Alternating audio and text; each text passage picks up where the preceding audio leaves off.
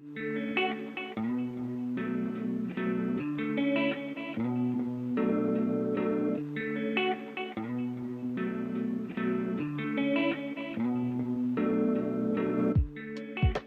there, Eric. How are you? Morning, Adam. Good. How you doing? Fine, thank you. And I know that you recently moved from Brooklyn to, it's not Malibu, right? It's Santa Monica. Santa Monica, One, yeah. one, one of these days you'll trade up to Malibu and then we'll come visit you. But you might have made a mistake. I mean, if you did it for the weather, we got 70 degrees here. It's been sunny. We've had a bit of a drought. Well, not a bit of a drought. We've had quite a bit of a drought. And the weather's beautiful. I mean, I'm wearing a short sleeve shirt here. That's how nice it is. But and you're wearing a long sleeve shirt, so there you go. Anyways, lot to cover today. We Eric and I changed a few things. We're more bullish on the outlook for the stock market. We're kind of buying into Trump 2.0. We're kind of doing what the market's doing. The market's kind of cherry picking what looks bullish, particularly, I suppose, the tax cuts, deregulation. And I think there's another factor here, and that's geopolitics. I think the market's kind of sensing that maybe the war between Ukraine and Russia and the war in the Middle East, maybe there's a chance that this just won't go on forever, and that under Trump 2.0, there might actually be some resolution sooner rather than later. That's a big deal. And so we're thinking that these three things may very well add up to a higher profit margin, maybe higher revenues, but the higher profit margin certainly would boost earnings. The other thing we're going to do this morning is change the probabilities on our three scenarios. So how do you want to start, Eric? You know what? I'll do the earnings, and then Yeah. you'll go over the scenarios. And then if there's time left over, we'll talk about what you wrote for this morning about the Fed and how that all fits in. But it's actually a pleasant change of pace to be able to think about other issues other than the Fed, which has always been top of mind here with regards to the markets. So why don't we just go directly and share the charts that we've updated on earnings. And as you can see, let's see, there it is. Okay, there it is. Okay, so on the website, we have something called YRI Earnings Outlook. And our colleague Joe Abbott updated this last night. We had to scramble and fix one chart, and David Yardeni fixed that. If you're wondering whether there's any relationship, how many people do you know that are called Yardeni? So yeah, he's my son, so he did a good job on scrambling to get that done. There's some tables here that you can look at to see the hard numbers, but on these kind of web chats, it's better to look at charts. So here's what we're doing here. We slightly bumped up the revenues numbers. There seems to be a discrepancy, Eric, between the analyst consensus expectations for 2024 and the fact that the four-quarter trailing revenues per share through the second quarter are already where we think revenues are going to be. So that's kind of why we raised it a little bit to kind of reflect the reality of the first half of the year. There's no reason to believe that revenues are going to be materially weaker in the second half of the year. But I want you all to just kind of stare at this thing. These are all ratio scales. And so the question is it a kind of a plausible extrapolation? And I think it is. And this suggests that analysts are actually a little bit aren't bullish enough about revenues because they're still below our numbers. But that's where we're at.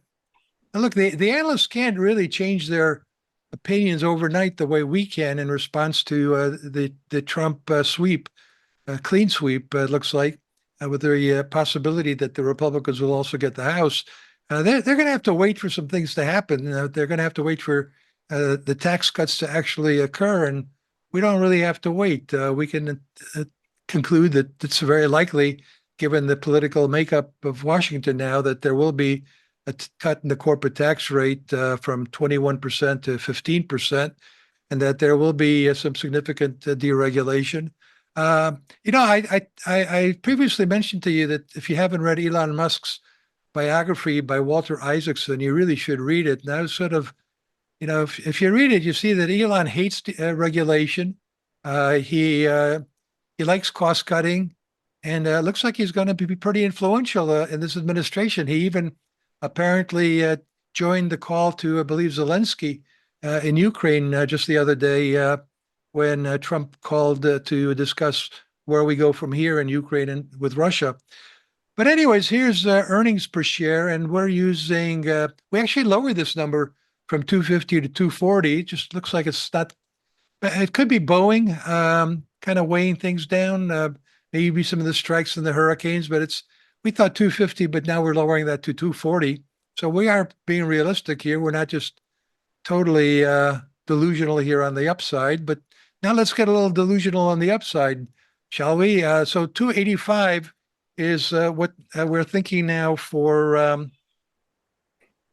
earnings per share. And previously we'd been using 275. So we're up $10. I don't think that's radically crazy. Maybe this is a little bit more optimistic. We had been using 300 for earnings per share for 2026. Now we're using $320 a share. And again, if you look at it on a ratio scale, it's not that crazy. The analysts seem to have turned actually a little bit more pessimistic here as in the past few weeks. Again, maybe that has something to do with some of the third quarter numbers being affected by Boeing and maybe some other clunkers. But overall, we're pretty satisfied with the third quarter comparisons. And as you can see, we've got this, our numbers are over here. These are the analysts' latest, and so we'll be monitoring that.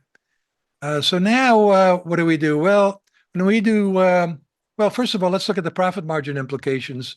We think, as we thought before, that we would be getting to record high profit margins, and that really hasn't changed much. We did push them a little bit, but we didn't have to push them a lot. We actually had to lower our profit margin here. We had too high a number. So maybe this looks like too big a jump, but we think it's doable. And that's based on the Trump tax cut. It's based on our story of the roaring 2020s technology-led productivity growth, which we're feeling pretty good about it. Maybe Eric will mention some of the recent revisions, and they were upwards for productivity. But Eric's working on that for today's morning briefing for which will advance release this afternoon and show you tomorrow morning. Let's move on here. So when we do PE times E, we look at the forward earnings times forward PE.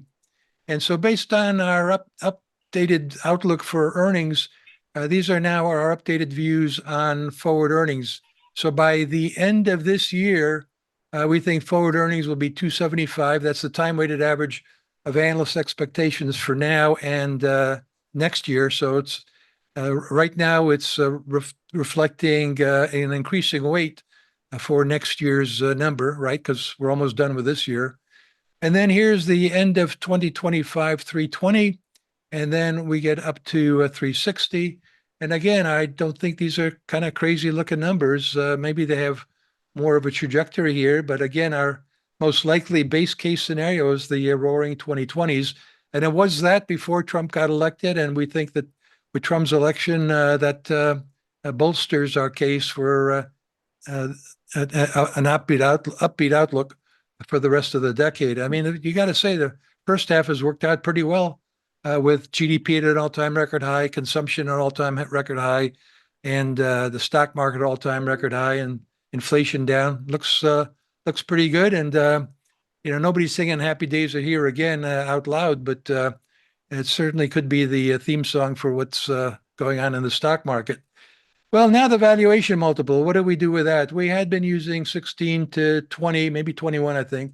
It's kind of a moving target. Sorry, folks, but we've been bullish, but not bullish enough in some of these estimates. So now we're using 18 to 22 as a forward PE range for this period. And we've written of late why we think a higher for longer PE is sustainable on the thesis that what really is the key driver of valuation multiples isn't interest rates and isn't inflation rates directly. They do have an impact indirectly on the key driver, in our opinion, and that's the outlook for economic growth. People are going to be willing to pay a higher valuation multiple if they believe there's no recession around the corner. They think there's a recession around the corner, or if there actually is a recession, the multiple takes a pretty big dive. And in the past, when we had a recession, we'd go into single digits. This time around, the forward PE bottomed on October 12th of 2022 at 15, which is ridiculously high according to some of the bears and pessimists. There's no way that the bear market could have bottomed and started a bull market with 15, but that's the case. That's exactly what happened. And Eric and I made that argument. Actually, I made that argument. I feel like Eric's been around forever, but he's actually been with us since May. But at any rate, the we just had 3 years where there was a terrible recession that didn't happen. It was the Godot recession, we called it. It was the most widely anticipated recession of all times. It didn't happen. It made sense that it should have happened with the Fed raising interest rates by 525 basis points in 2 years. But we're not going to go over all the reasons we thought it wouldn't happen, and it didn't happen. So what's going to cause a recession between now and the end of the decade? Well, it could be, I suppose, geopolitical risk that suddenly leads to a surge in oil prices, and maybe that does it. But again, with Trump 2.0, we're actually optimistic that some of these geopolitical crises that have been red hot war zones will actually dissipate pretty rapidly. If that's the case, then that's another reason to believe that valuation multiples may stay high. So take the forward PE, multiply it by the forward E, and lo and behold, here's the chart that David fixed real quick for us. And a little bit of rounding here, not a lot of rounding, but so we raised our number from 5,800 to 6,100. As I said, we've admitted we've been bullish, but not bullish enough. We've got hoof tracks on the back of our on our backs from the bull just kind of stampeding over us. Then next year we're using 7,000, and I think Eric, we've been at 6,300. So that's quite a substantial increase. And then here we were using something close to 7,000, and now we're using 8,000. And this is the range, so things can be worse than that. But we're aiming for the top here, and think that's where we're going. Oh, this is just a weekly chart on the forward PE. It's already above 22. So we'll see. Again, it's conceivable that we're bullish, but not bullish enough again. But I think we left ourselves plenty of room. And some of you may think we're actually delusional in some ways. Okay, so let's see Eric, why don't you just review without charts what we did with the three scenarios? Yeah, so kind of aligned with the changes that we just went over, we upped the probability of our roaring 2020 scenario from 50 to 55%, still the baseline. And then we slightly increased the odds of a stock market melt-up from 20 to 25%. We've been going over the melt-up scenario. Fed cuts kind of aid that, or risk of valuation-led melt-up leading to a meltdown. Nothing changed from our previous story. It just looks like a little higher odds now, especially with expansionary fiscal and monetary policy. But we upped both scenarios by 5%. So where does it come out of? So we took 10% out of the geopolitical / debt crisis kind of risk scenario, which would be the most bearish or the only bearish one. So that's down from 30% to 20%. As Ed said, both in the Middle East and in Russia, Ukraine, those wars could end sooner rather than later. So the risk of crisis is down.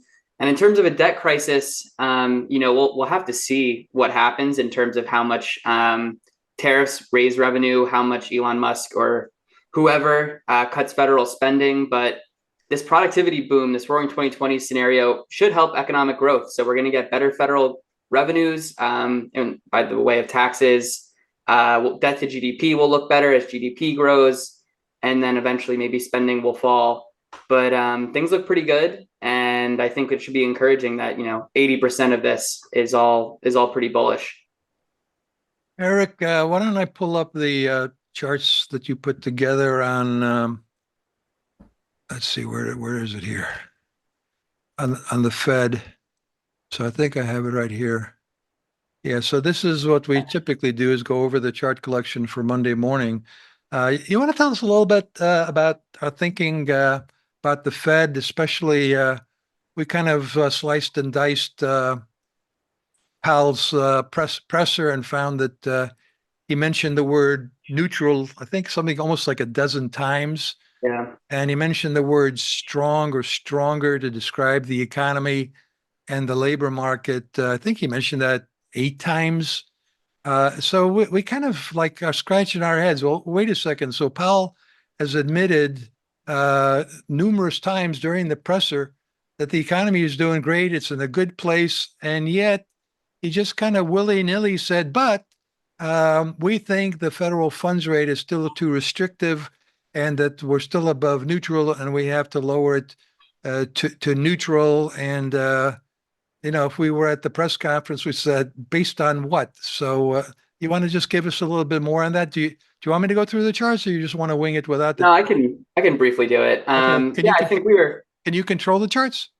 no. Okay, I got it. Okay. But yeah, you'll hear me Yeah. go through it. Yeah, we were kind of wondering what, the Fed was expected to cut by 25 basis points, but we were kind of wondering what they'd point to since the bulk of economic data was strong since the September 18th meeting.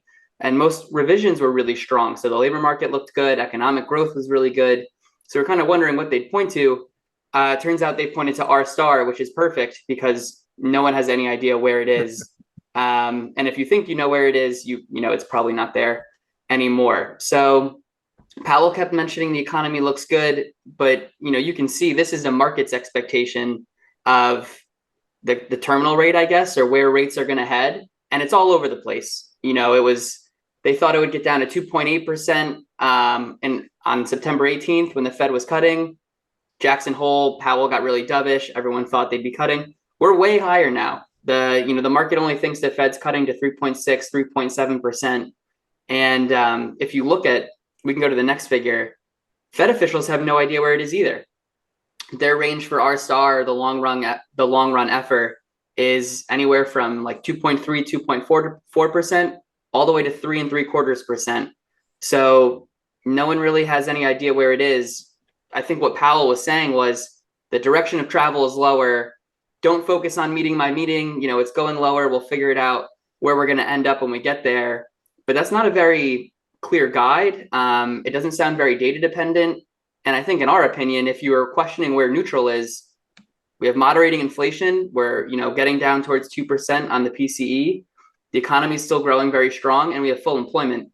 Sounds like neutral. So we were either there or very close to there before the Fed cut, even in September. So it seems like they're guiding dovish and then they're going to cut further, but I'm not really too sure. Yeah, Needed to. they're saying we're not there yet, but they don't kind of know where there is. And then the other thing that really kind of blew my mind is Powell a couple of times said that they really can't anticipate or model fiscal policy because they don't know what Trump's going to do. But I think qualitatively, we know he's going to cut some taxes. Qualitatively, we know that he is going to raise some tariffs. And so, there could be some inflationary consequences. There could be some, economic growth consequences. The whole animal spirits idea that people are getting charged up again the way they did in 2016. And I mean, maybe they can't model that, but not everything has to be modeled. Something can be just common sense. And yet they're easing here like fiscal policy. I mean, they're actually assuming fiscal policy isn't going to get more stimulative, right? Because they're saying, okay, we're going to lower interest rates. And Powell indicated that, they've done 75 so far. They might do some more, but go ahead.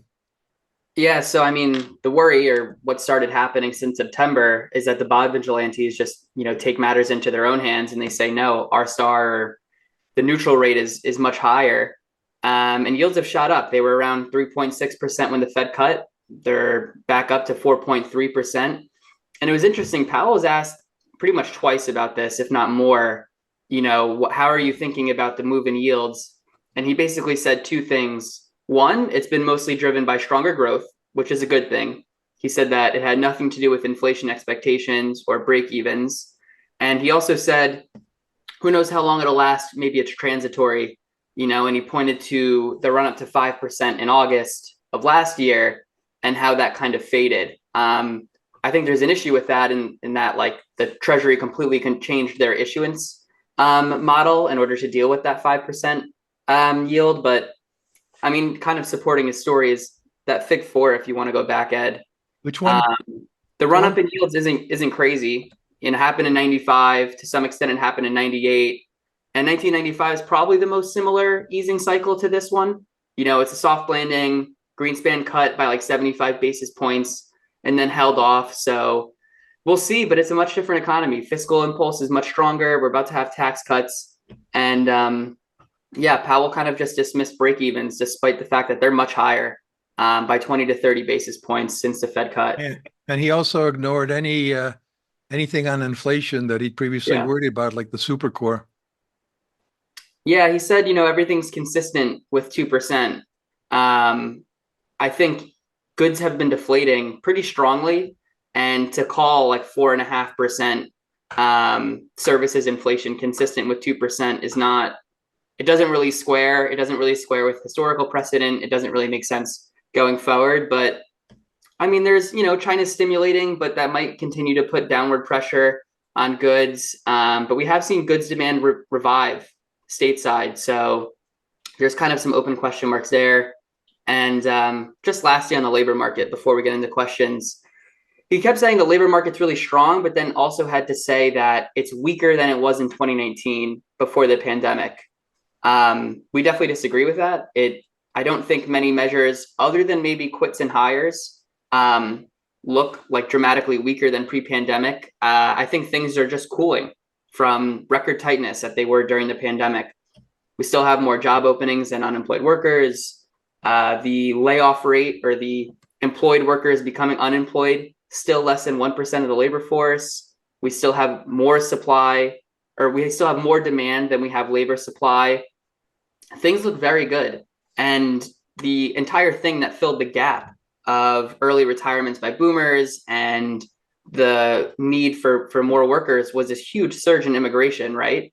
We had like 6 million workers come across the border just over a couple of years.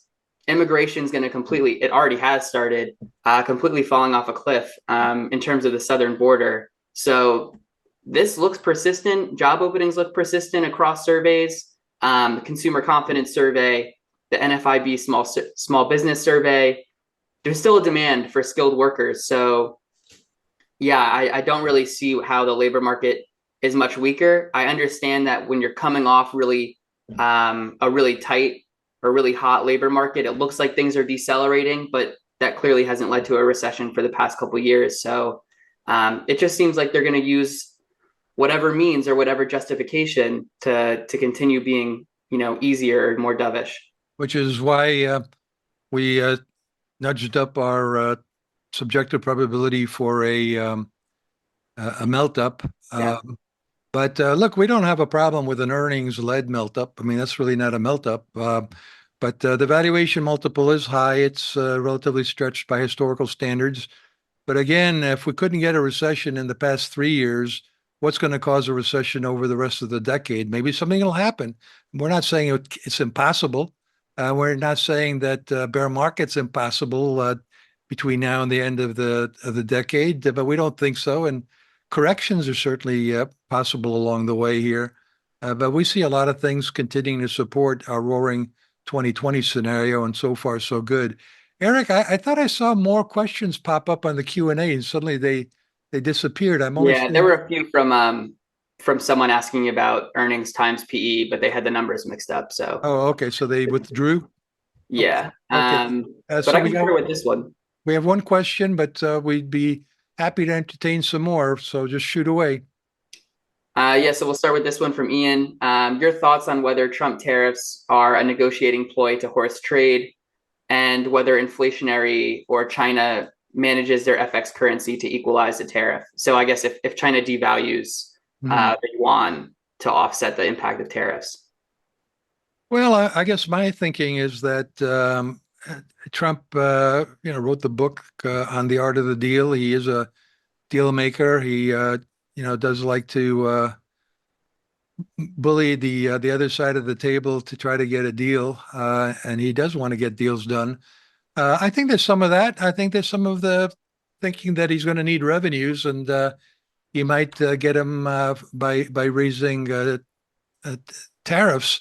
Uh, we've often been reminded when we were talking about the roaring 2020s that it ended badly, and we've talked about this before. Yeah, the roaring 1920s ended badly because the Smoot-Hawley tariff was passed in June of 1930. That's when the Great Crash really started. That's what really started the Great Depression. I know it's controversial, but that's my story, and I'm sticking to it. And so it's conceivable that our optimism, the market's optimism, is about to hit a brick wall here if we suddenly get a tariff wall, a tariff war. And I know that one of our competitors actually raised their outlook for a recession because they figure there's going to be a trade war. We're not so sure. And Eric, you want to what do you think about the Chinese devaluing? Yeah, I mean, they could. I don't think they would. I think they're actually kind of worried about it. But I mean, the person who's kind of leading the race, or according to the betting markets at least, is Scott Bessent for Treasury Secretary.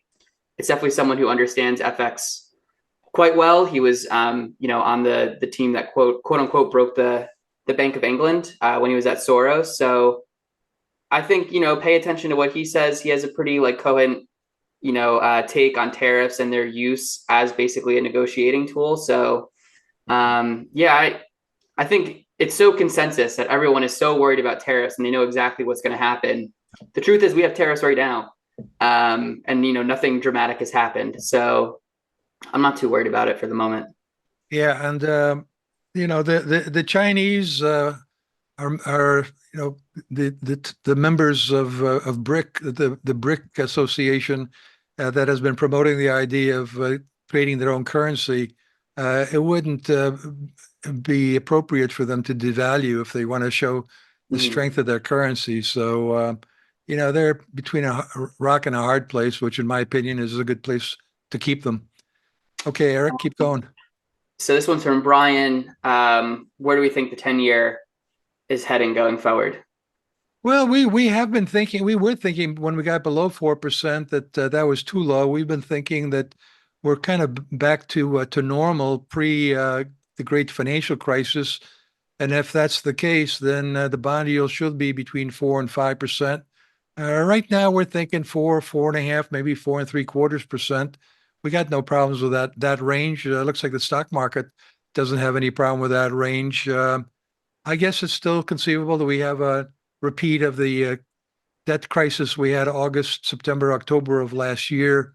But I think there's enough going on here that will make it confusing for the bond market to figure out where these policies are going to add up to. But I think Elon Musk is going to cut some spending. I think better economic growth is going to create some revenues. Maybe the debt to GDP ratio won't be going up as quickly. So we're not being complacent about it, but I think we're being realistic in suggesting that maybe we are where we should be in the bond market.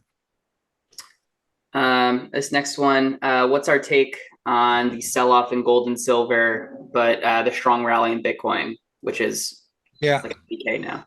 Well, I think the rally in Bitcoin, Eric, that's the Trump administration is likely to be very pro cryptocurrencies. Yeah. I suspect a lot of them have their portfolios and don't mind getting richer.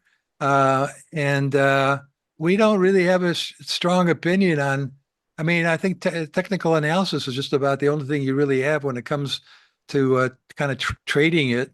And I know people have talked about $100,000 soon. I think uh, Kathy Wood, that I think if I'm not misquoting her, she said it's going to go to 1 million. Yeah, sure. Okay, I can go anywhere. Yeah. We don't really know. We don't have the tools for it, so we're not going to pretend. With regards to gold, it seems as though it's been working as a hedge against geopolitical risk. And if that geopolitical risk is coming down, then the gold is coming down. So that's actually consistent with our view that with the regime change from Biden to Trump, there is a perception that one way or another, Trump will get a lot of these foreign conflicts resolved with basically peace through strength, which might include the Israelis bombing the living daylights out of the nuclear facilities in Iran if they get the go ahead from Trump. I guess the question is whether Trump will conclude that they're going to really stick it to them with sanctions and that'll do the trick, or they really have to take out the nukes. I don't know the issue with regards to what that does to the air in Iran or the rest of the world, bombarding nuclear facilities. So there's a lot that we're not privy to. We don't know, but Gold's telling us that geopolitical risk is diminishing. Do we want to take one more, or are we good? Yeah, sure. This is one from Michael Brush. Government jobs growth has been a big part of the labor market strength story supporting the economy. Is there any risk there now with Trump and Musk's policies? Well, sure, absolutely. I mean, again, I think if you read Trump's autobiography, biography, not autobiography, you'll see that he really has a thing about cutting costs. He really enjoys it. And the question is, it's probably not going to be as easy to do it to the government as it is for when you're running a company and you can tell people what to do and you can fire them if they don't do it. So we know what he's going to try to do. There will be probably some pushback from all sorts of constituencies that benefit from these costs, but there's talk about reducing the number of IRS agents and so on. So yeah, that could be, but maybe these people will get a job in the private sector. The private sector does need employees, and we're counting on animal spirits. We're very if you remember what happened in 2016, all these depressed sentiment indicators suddenly really popped up, including the NFIB optimism index for small business, including consumer optimism. We had a chart in our quick takes last night showing that what happened back then. We think that'll happen again, and we won't be surprised if companies suddenly scramble to hire more people. Want to take one last one, Eric? Yeah. This is a good concept to hit on. So Peter says, we're saying now like maybe no more recessions for the rest of the decade. Maybe. Yeah, no, that's a no departure. promises. doesn't come with a money back guarantee. Yeah, so I think his thing is like, it used to be a not if but when, is there any change in that thinking now? Well, again, the thinking is we should have had a recession according to what 99% of economists and other commentators over the past 3 years because of the tightening of monetary policy. I mean, nobody's talking about long and variable. Remember, Eric, long and variable lags were supposed to hit by now, and nobody's talking about that at all. And so, if we couldn't get a recession with monetary policy clearly aiming to bring inflation down, and inflation actually came down without a recession. We're thinking with the Fed not focusing on tightening, but quite the opposite, easing, and with fiscal policy likely to remain quite stimulative, especially with tax cuts, not just for corporations, but maybe people don't pay taxes on tips, but they do pay taxes on overtime. They do pay taxes on Social Security. So there could be a lot of stimulus in fiscal policy. And if the bond market lets us get away with it, then all will be well. Eric, thanks as always for joining the call. We want to thank all of you folks for doing so as well. And let's do this again next week. Thank you. Thanks, everyone.